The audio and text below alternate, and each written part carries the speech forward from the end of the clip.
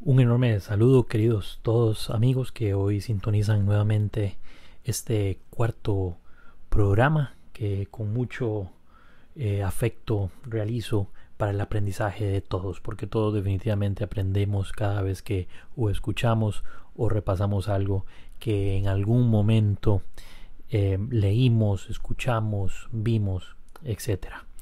Bueno, el pasado programa estuvimos hablando un poco acerca de la evolución o la génesis del antijudaísmo. Programas anteriores también estuvimos tocando temas relacionados con este fenómeno. Por diferentes razones, en el programa anterior olvidé mencionarles un par de cosas que quiero traer a colación. Como siempre hacemos un breve repaso. En esta ocasión no será un repaso, sino más bien un adendum a algo que no mencioné, muy importante y que creo que es muy importante que ustedes sepan y manejen en cuanto a la evolución y al fenómeno del antijudaísmo, que luego muta en su versión más extrema en antisemitismo y ahora que tiene un matiz ya más político que se llama popularmente antisionismo. Pero bueno, con referencia al antijudaísmo es muy importante tener en cuenta que muchas de las políticas que se implementaron durante el siglo IV hasta aproximadamente el siglo XVIII, XIX, antes que los nazis irrumpieran en el siglo XX, muchas de esas políticas fueron inspiradas por el derecho canónico, es decir, la Iglesia Católica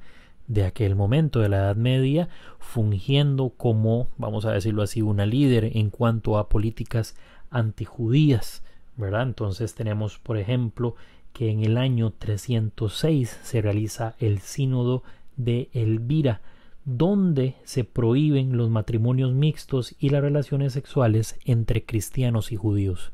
Como ustedes recordarán, en el programa que hablamos acerca de antisemitismo, vimos que en el año 35, a través de las leyes de Nuremberg, Hitler y sus acólitos diseñan políticas públicas prohibiendo el matrimonio entre alemanes, arios, y judíos, ¿verdad?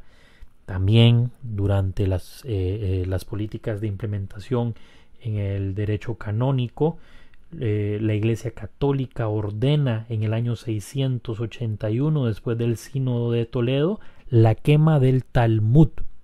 El Talmud no es la Torá. Les explico rápidamente. La Torá es lo que los cristianos o católicos conocemos como el Pentateuco, los 5 primeros libros de la Biblia.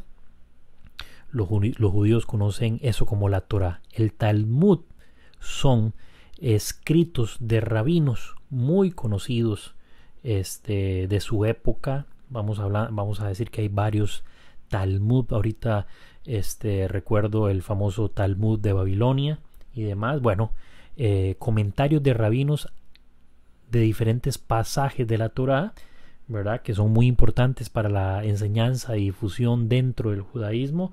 Bueno, después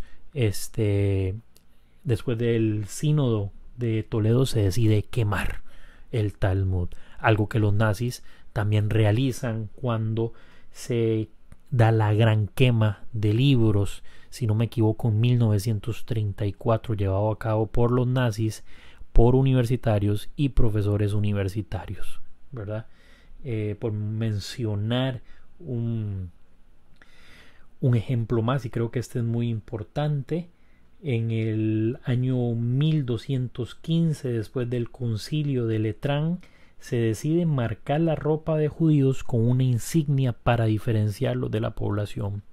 Este fenómeno se llevó a cabo durante la Alemania nazi, posterior a la invasión de Polonia el 1 de septiembre de 1939. Las leyes de Nuremberg se extienden hasta Polonia y se empieza a diferenciar a los judíos con un magén o una estrella de David, ya sea en su brazo derecho. Al principio era de color azul con fondo blanco, después ya es negra, con fondo amarillo y la palabra judío dentro de la estrella, y otras diferentes marcas que se utilizaron también. Pero bueno, esta fue la evolución, o más bien este es el antecedente que propicia la evolución. Vemos que con estos 3 o 4 ejemplos que les acabo de dar, los nazis toman inspiración de ellos y los convierten en políticas públicas y de acatamiento obligatorio, es decir, en leyes, para que los judíos las llevaran a cabo. Estos datos y esta información que les acabo de brindar la tomé del libro de Raúl Hilbert, del que ya hemos comentado en programas anteriores, La destrucción de los judíos de Europa. Y bueno, no les voy a hablar más del libro porque si no me va a tomar unos minutos más y no vamos a poder arrancar con el programa del día de hoy. Bueno, hoy vamos a conversar un poco, vamos a sentar ciertas bases primeramente y después vamos a hablar un poco acerca de los diferentes espacios de confinamiento masivos que utilizaron los nazis para agrupar principalmente a judíos, después a sus enemigos políticos, a los polacos, homosexuales, librepensadores y también a testigos de Jehová y otros grupos que los nazis consideraban subversivos. Estoy hablando acerca de los guetos, los campos de concentración, los campos de tránsito, los campos de trabajo forzoso y los campos de exterminio. Hay una creencia popular con referencia al exterminio de los judíos de Europa, y es que se tiende a pensar de que absolutamente todos los judíos murieron o fueron asesinados en Auschwitz, en las cámaras de gas y cremados y sus cenizas arrojadas al Vístula. Bueno, esto no es del todo cierto. Vamos a ver, los números son un poco fríos, pero hay que compartirlos para poder generar este entendimiento al que quiero que hoy lleguemos. En Auschwitz-Birkenau aproximadamente fueron asesinados 1.100.000 judíos, y estábamos hablando de un exterminio sistemático de aproximadamente 6 millones. Por lo tanto, no llega ni siquiera al 30% de el número de víctimas.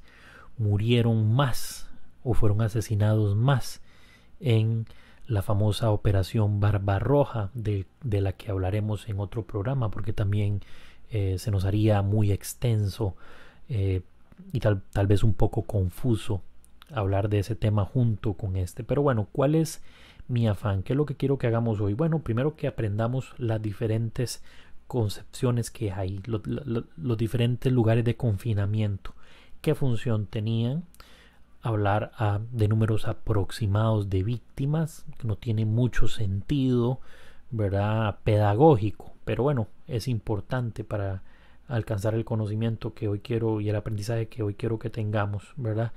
Y pues posteriormente hablar de diferentes ejemplos, porque guetos hubo por cientos, en enormes cantidades de guetos. También hubo enormes cantidades de campos de concentración, no así de campos de exterminio. Y bueno, vamos a empezar con la evolución. ¿Qué ocurrió primero? ¿Qué hubo primero? Bueno, primero fueron los campos de concentración, primero fueron los guetos. ¿Qué fue después de esto? ¿Qué objetivo tenía dentro del proceso de exterminio? Primero vamos a arrancar con los guetos. ¿Por qué vamos a arrancar con los guetos? Aunque no fueron los primeros lugares de confinamiento, fueron primero los campos de concentración. Y un dato interesante, no fueron construidos para los judíos los primeros campos de concentración, sino para los enemigos políticos. Pero vamos a hablar primero de los guetos, porque los guetos son antiquísimos, son anteriores. De hecho, ni siquiera son idea de los nazis, como muchas de las cosas que a Hitler y a sus acólitos se les ocurren. No son inspiración de los nazis, sino que son ejemplos tomados de épocas anteriores y que ellos, por supuesto, lo toman para sí. Hoy también tengo dos invitados. Vamos a hablar de dos libros nuevos, por decirlo así, libros que ya en algún momento he leído y que por supuesto se los recomiendo porque creo yo representan una oportunidad de conocimiento y por supuesto, como les he mencionado en ocasiones anteriores, también de un respaldo académico, que esto es muy importante, porque aquí no vengo a hablarles simplemente de algo que escuché o que vi en un documental, que es buenísimo también, pero es importante siempre tener este papel en la mano. Bueno, el primer libro que les quiero recomendar es el libro de Josep Pérez, Historia de una tragedia, que habla acerca de la expulsión de los judíos de España. Ya van a ver por qué voy a hablar de este libro, si estamos hablando del exterminio de judíos, que tiene que ver el exterminio de judíos nazi con la expulsión de judíos de España, que fue aproximadamente 500 años, casi 500 años antes del exterminio ocurrió la expulsión. Bueno, ya van a ver por qué traigo a colación este libro. Y la otra joya de la corona, que al igual que el libro de Raúl Hilbert es elemental, es el libro de Nicolas Waterman, no sé si se pronuncia así, ¿verdad? Nicolas Waterman, y el libro se llama Historia de los campos de concentración nazis. Es un libro enorme, poco más de 700 páginas de un estudio. Bueno, el libro es más de 1000 páginas, pero vamos a ver lo que aprovechamos para leer son 700, 800 páginas. El resto es bibliografía y referencias. Vamos a ver, el mayor estudio jamás realizado de los campos de concentración. Es un libro reciente, si no me equivoco. Bueno, voy a fijarme por acá. En el 2015 fue, sí, exactamente, la primera edición fue en octubre del 2015 y pertenece a Editorial Crítica. Un libro excelente que pueden conseguir, al igual que el de Josep Pérez, en las librerías de sus países, o si no lo pueden comprar en línea. Bueno, ahora sí, guetos, porque vamos a hablar primero de los guetos. Si me permiten, voy a fijarme un momento en el libro de Josep Pérez, porque quiero leer una cita para ustedes que es preponderante para entender por qué hablamos primero de los guetos. Bueno, siguiendo con la cita del libro de Josep Pérez, Historia de una tragedia, leo para ustedes lo siguiente. Está ubicado en la página 60 del libro, pero dice así. Dice: la medida más grave, la que introduce un cambio radical, es la obligación que se les hace de vivir en barrios exclusivos y cerrados, de los cuales no podrán salir sino bajo ciertas condiciones. Desde entonces empiezan a formarse juderías o barrios judíos en distintas ciudades. Este fenómeno estaba ocurriendo específicamente en España. Los reyes católicos habían obligado a los judíos a recluirse en barrios, como leímos anteriormente, fueron la misma iglesia la que obliga a los judíos a usar marcas y demás, pero es aquí donde se marca la pauta. Judíos no pueden vivir entre nosotros siendo judíos. ¿Recuerdan esa parte de la frase de Raúl Hilbert? Que después los políticos de los estados modernos dicen: judíos no pueden vivir entre nosotros. Y después los nazis dicen: judíos no pueden vivir, ¿verdad? Entonces, a partir de este momento es que empieza a darse la concepción de barrios judíos, que después pasan a llamarse guetos. Si bien es cierto, el primer gueto fue instituido en Venecia aproximadamente en el 1516, la llegada masiva de judíos a la península ibérica fue la que, vamos a decirlo así, popularizó este fenómeno de agrupar a los judíos. Es aquí donde nace el fenómeno de gueto. Pero huelga rescatar lo siguiente: estos guetos no tenían la característica de desidia, de abandono, de reclusión que tuvieron los guetos durante la Alemania nazi.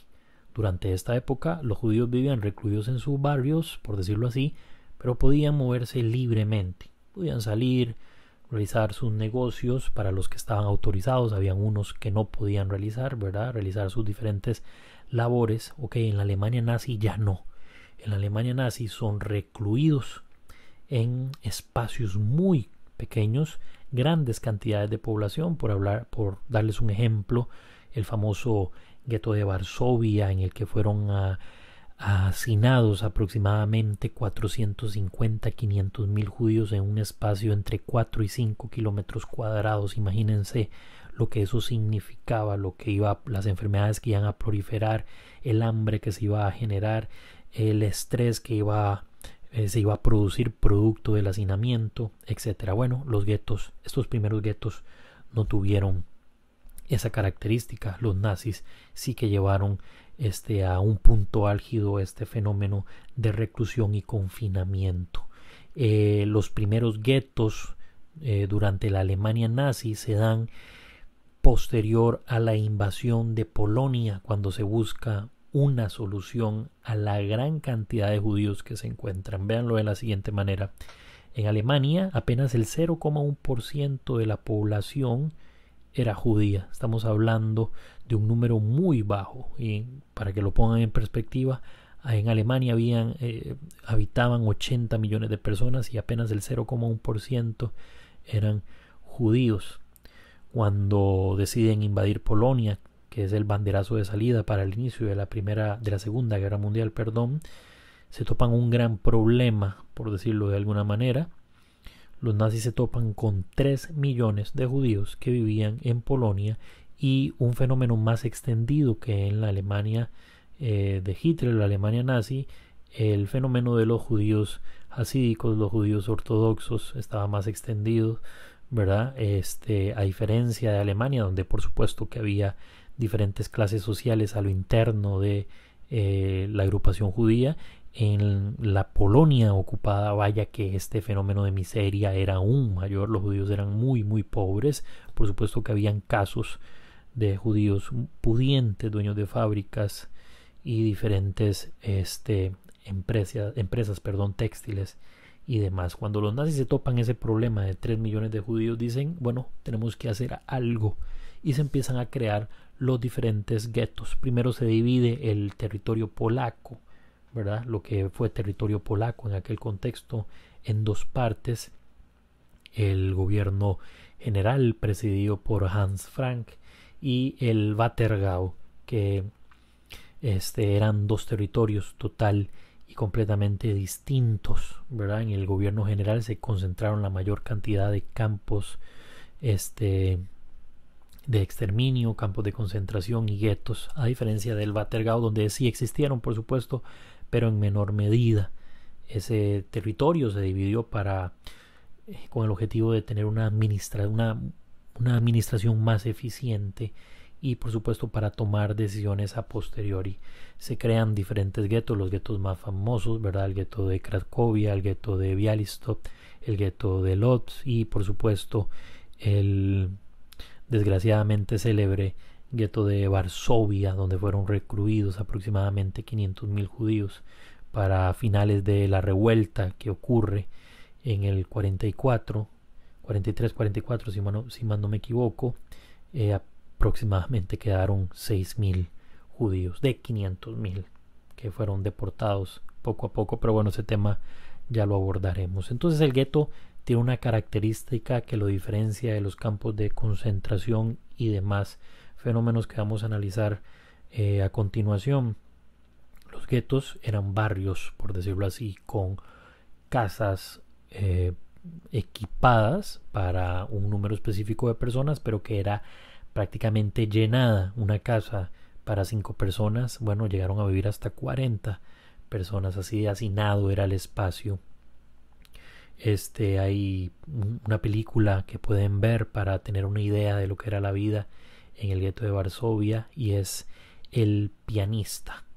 No se la pueden perder, es una excelente película que habla acerca del gueto de Varsovia y de la vida de un sobreviviente, Władysław Szpilman, el famoso pianista, que es interpretado en la película precisamente. Hubo también guetos de diferentes tamaños, el más grande fue pero hubo guetos que no agrupaban a grandes cantidades de población. Hubo guetos mucho más pequeños, ¿verdad? Que se construyen en diferentes áreas para agrupar a los judíos de esa zona. ¿Cuál era la principal función del gueto? Bueno, primeramente el gueto nace para recluir. Es lo que los historiadores llaman solución temporal al problema judío. Aún no habían planes de exterminio, como he mencionado, en diferentes ocasiones, en los diferentes programas. Nunca existió un plan antes de la solución final, que ahí ya sí hay un trazado y hay un entramado de cómo realizar el exterminio. No había un plan antes, aproximadamente de 1941, cuando ya empiezan a darse las grandes acciones, las grandes deportaciones y las grandes matanzas del proceso que conocemos como solución final. Bueno, aquí primero se hace con ese objetivo. El objetivo número 1, recluir, aislar a los judíos de la población local. Objetivo número 2, si los aislamos y los expulsamos de sus casas, podemos utilizar sus casas, sus antiguos negocios, sus antiguos trabajos para emplear y para darle habitación a alemanes que iban a migrar y que iban a repoblar Polonia. Eso como segundo objetivo, ¿verdad? Entonces es una decisión temporal, porque aún no se sabía qué hacer con los judíos. Hubo diferentes propuestas, la tristemente célebre propuesta de Eichmann de expulsar a todos los judíos a la isla de Madagascar, que ya para el 40 era posición de dominio, alemana. Se le habían arrebatado a Francia durante la invasión. Por supuesto que todas las posesiones ultramarinas, o la gran mayoría, pasaron a ser de dominio nazi.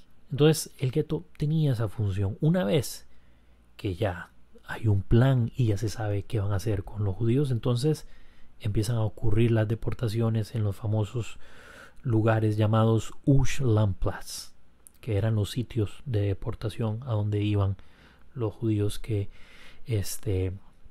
iban a ser deportados, según lo que le decían los nazis al este. Iban a ser reasentados, iban a tener trabajo, vivienda y demás.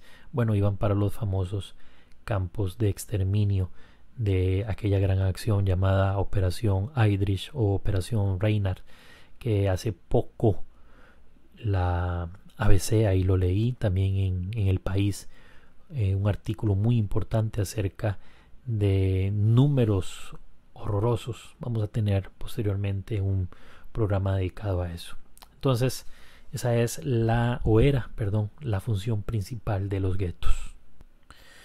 También es importante mencionar que, si bien es cierto, digamos, los guetos no tenían la función principal de exterminar o de asesinar, vaya que ocurrieron asesinatos.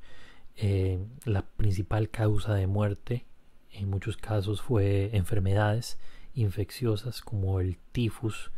El hambre, por supuesto, arrasó, y también posteriormente las grandes deportaciones que acabaron con la gran mayoría de los judíos que habitaban en los diferentes guetos, que fueron deportados a los campos de exterminio, de los que vamos a hablar en un momento. Pero bueno, ahora vamos a conversar un poco acerca de los campos de concentración. Hay una confusión enorme, ¿verdad? Los campos de concentración tenían esa función: concentrar. Vamos a decirlo así, recluir. Podemos utilizar otro también sinónimo, si se quiere, arrestar. La razón principal de los campos de concentración era tener prisioneros políticos que atentaban contra el establishment nazi, dependiendo de la región donde se ubicaran.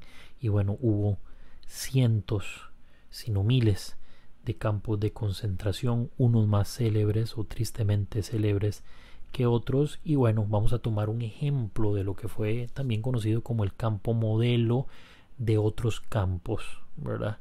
Es el campo de concentración de Dachau. Es uno de los pocos campos de concentración que se ubicaron en Alemania propiamente. Este campo de concentración tiene la particularidad que fue construido en una antigua fábrica de pólvora que, por supuesto, ya no se utilizaba, y fue terminado el 21 de marzo de 1933, fecha muy temprana a la llegada de los nazis y de Hitler a la Cancillería. El campo de concentración tenía, como dije hace un momento y repito ahorita, la de recluir enemigos políticos. El gestor principal del campo de Dachau fue Theodor Eicke, que fue nombrado por supuesto por Heinrich Himmler, que era el encargado de toda la red de campos de concentración, de campos de exterminio también, y si se quiere de los guetos. Himmler lo ubicamos como segundo en la red de mando nazi. Primero estaba Adolf Hitler, por supuesto, posterior Heinrich Himmler. Otros personajes importantes que voy a mencionar nada más para que ustedes sepan: Hermann Göring, uno de los principales gestores de la solución final, Reinhard Heydrich y demás miembros. Pero bueno, siguiendo hablando un poco de cuál era la función de los campos de concentración. Nacen muy temprano con referencia a los campos de exterminio, que sí son más tardíos, que nacen en un contexto de guerra. A gran diferencia de los guetos, no se encontraban concentrados en los grandes centros urbanísticos, sino que se encontraban aislados de las grandes ciudades, porque por supuesto no iba a ser bien visto las prácticas que se iban a realizar ahí. Los campos de concentración no fueron campos de trabajo, aunque sí se realizaban pequeños trabajos. Es decir, la finalidad del campo propiamente no era tener un campo de trabajo, sino un campo de reclusión para enemigos políticos. Otro campo de concentración también muy conocido es el campo de concentración de Sachsenhausen, ubicado también en Berlín, en Alemania, y tenía el mismo objetivo. Estos dos campos fueron utilizados también para recluir a los judíos que fueron deportados después del 9 y 10 de noviembre de 1938 de la famosa Kristallnacht. Fueron recluidos en esos campos y en otros más. Los campos de concentración también tenían una importante alta tasa de mortalidad. Por seguir hablando del campo de concentración de Dachau, vaya que la tasa de mortalidad fue muy alta. De hecho, hay una particularidad. Hay un gran debate entre los historiadores ahora entre si el campo de Dachau fue verdaderamente un campo de concentración o bien un campo de exterminio. Esto por una razón. Para que nosotros, y voy a adelantarme un poco, para que nosotros consideremos un campo de exterminio como tal, tienen que tener dos elementos: una cámara de gas y un horno crematorio. Puede que no tengan hornos crematorios, pueden que se haya realizado la desaparición de los cuerpos en fosas comunes o quemándolos al aire libre, pero estos dos elementos son los que predominan en los campos de exterminio. Ok, en Dachau había. El único detalle es que no hay evidencia hasta el día de hoy fidedigna de que efectivamente en el campo de Dachau se haya utilizado la cámara de gas para el exterminio masivo de personas. Sí se utilizaron los hornos crematorios, pero con el objetivo de desaparecer los cuerpos de personas que morían enfermas o que bien eran asesinadas por los nazis que administraban el campo. Otra particularidad de este famoso campo de Dachau es que funciona desde 1933 hasta la liberación en 1945, que fue el 29 de abril, cuando la división blindada y la división de infantería del 7º ejército de los Estados Unidos libera este campo de concentración. Entonces, para hacer una visión más generalizada, ¿qué se diferencia un campo de concentración de un gueto? Bueno, no está en los grandes centros urbanos, no está conformado por casas como si estaba conformado los guetos. Su objetivo no era, vamos a ver, la tenencia masiva de personas para ver qué se hacía posteriormente con ella, sino aprovechar la mano de obra que había ahí, recluirla principalmente y contener a los enemigos políticos. En los guetos no fueron nunca recluidos enemigos políticos, para eso estaban los campos de concentración. Y bueno, comentamos un poco acerca de Dachau por las diferentes particularidades que en él tenían. que en él habían.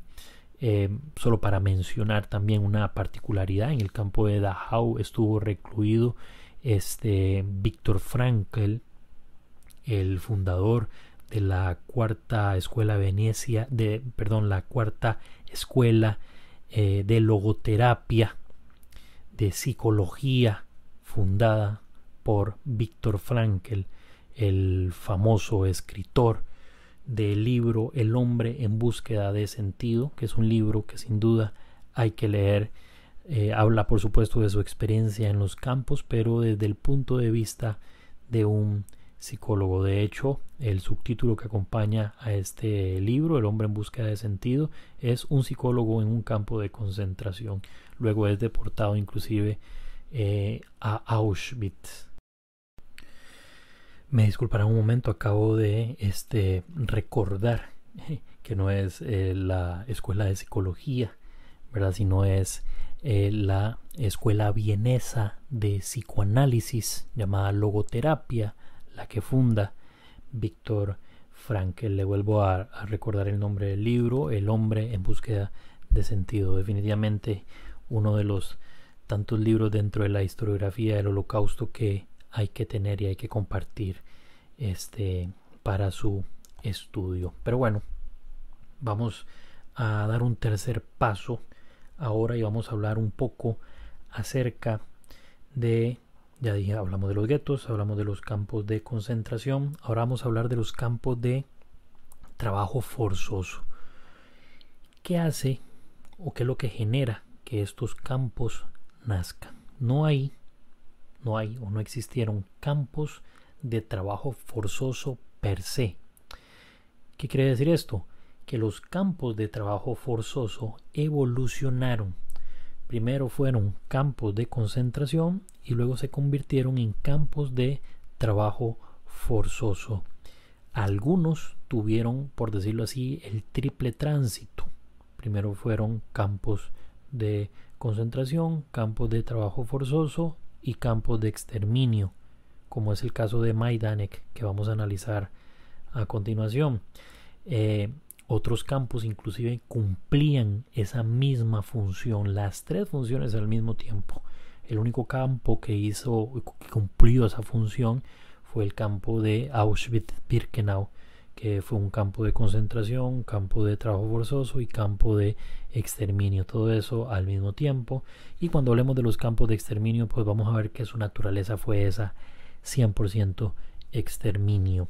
Pero bueno, hablando un poco de los campos de trabajo forzoso, y creo prudente terminar este programa hoy hablando un poco acerca de esto.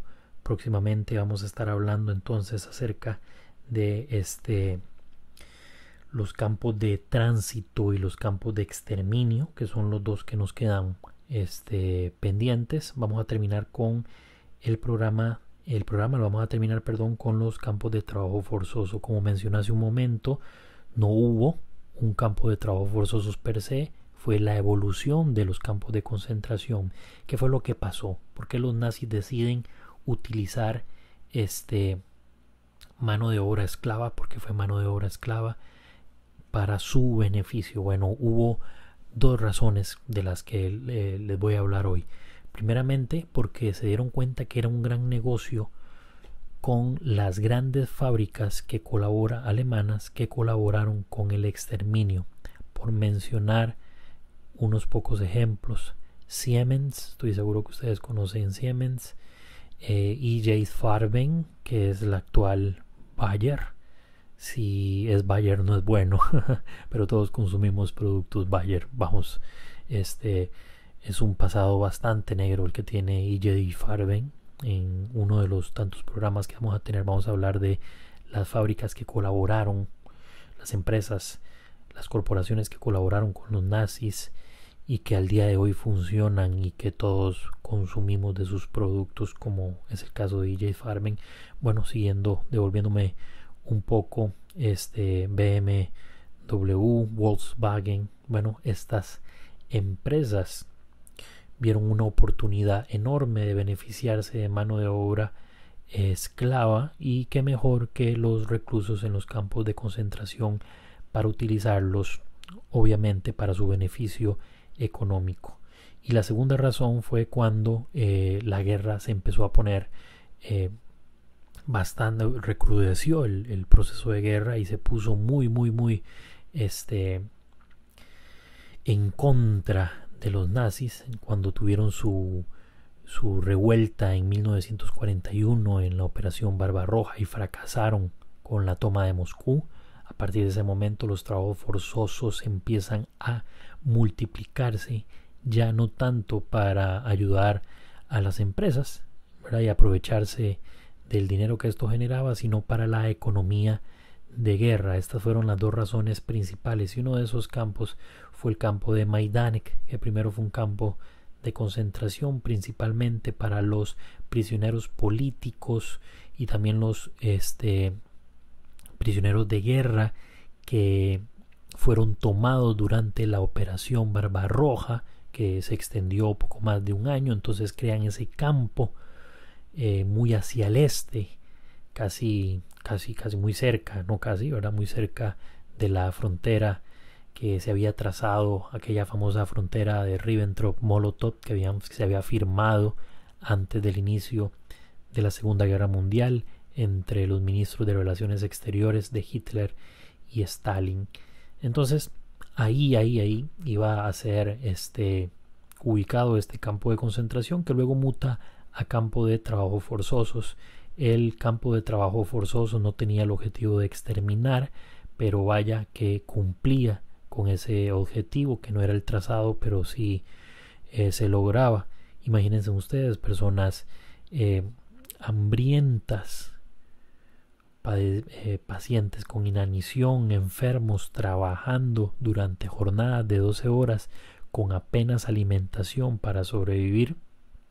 Entonces imagínense ustedes que la tasa de mortalidad iba a ser extremadamente alta en los diferentes campos de trabajos forzosos, que también tenían el objetivo de ser trabajos de campos de concentración. Importante mencionar lo siguiente: los campos de concentración, así como los campos de trabajo forzoso, no fueron construidos exclusivamente para los judíos. De hecho, lo que se construye específicamente para los judíos son los guetos. Bueno, los guetos no se construyen, se forman más bien. Los campos de tránsito, y en el siguiente programa vamos a ver por qué. Y en tercer lugar, los campos de exterminio. Esos sí que nacen exclusivamente para los judíos, que también son aprovechados, por decirlo de alguna manera, para exterminar otros grupos que los nazis consideraban como enemigos políticos, disidentes, grupos subversivos y demás. Pero bueno, estimados oyentes, nuevamente para mí es un placer compartir un poco con ustedes lo relativo a este tema, que es bastante amplio. Créanme que con el tiempo surgen nuevas temáticas. Me despido recordándoles que pueden contactarme a mi correo electrónico jaguirreg, como decir Jaguirret, @yahoo.com. Ahí estaré escuchando sus sugerencias, sus puntos de vista, sus críticas, lo que ustedes quieran escribir, sus aportes, sus preguntas, que por supuesto estaremos compartiendo con sus nombres y demás en los programas que estemos realizando. Nuevamente les deseo todo lo mejor y nos estamos encontrando próximamente en un nuevo programa.